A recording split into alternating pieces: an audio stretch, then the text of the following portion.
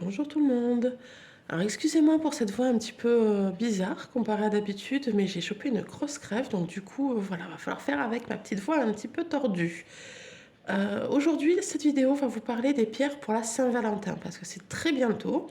Et donc voilà, je voulais vous proposer quelques petites pierres pour agrémenter un petit peu votre Saint-Valentin.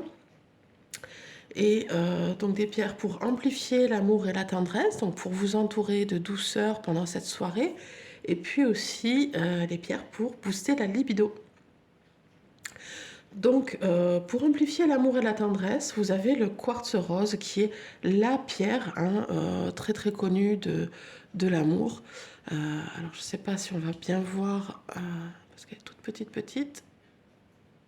Voilà, en pierre roulée. Là, en pierre brute. Donc le quartz rose qui est la pierre de l'amour, de la douceur et de la tendresse.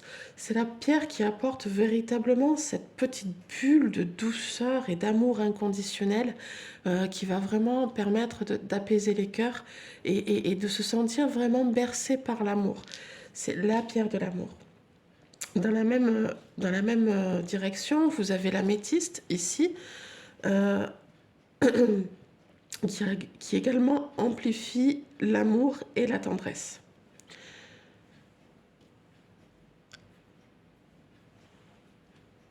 La fuchsite, ici, alors j'ai pas de fuchsite expressément, ça c'est un rubis sur fuchsite, vous voyez là on a le rubis en rose, mais elles se ressemblent beaucoup toutes les deux, hein. Le fuchsite c'est vraiment le vert qui est autour.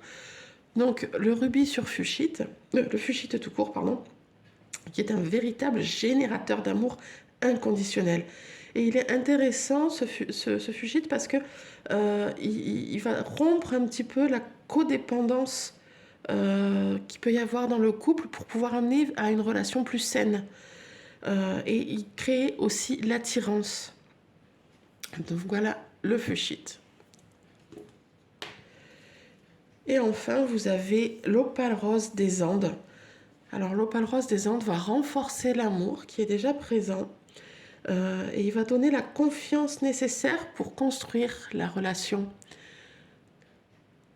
Et puis comme c'est une pierre rose, il va s'associer au chakra du cœur et donc ça va apporter aussi cet amour et cette douceur.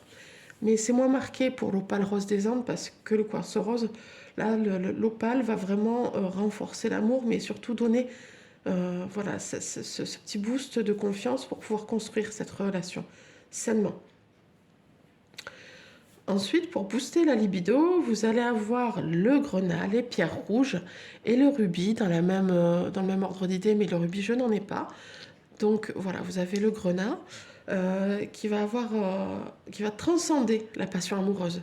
Le rubis aussi, hein, ce sont deux pierres qui sont des pierres de l'amour passionnel. Donc ça va vraiment réveiller la passion. C'est vraiment le feu, l'amour enflammé. Le grenat aura tendance à augmenter l'énergie sexuelle en levant les inhibitions.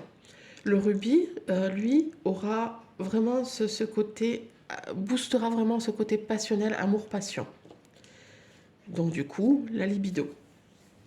Vous avez également, pour stimuler la libido, la cornaline. Donc là, une très orange foncé et une plus claire.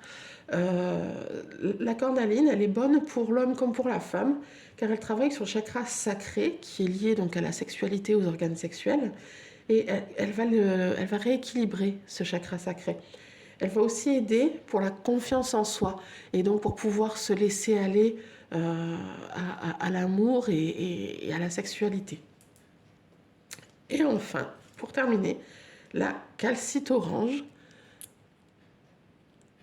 Elle reparaît un peu blanche parce que c'est vrai qu'elles sont très très claires. Mais voilà, c'est des pierres qui sont très très douces et très très claires.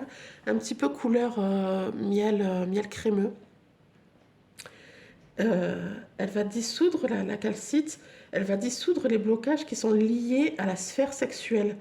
Et donc du coup, ça va stimuler la libido et elle va aider aussi à accepter le contact physique.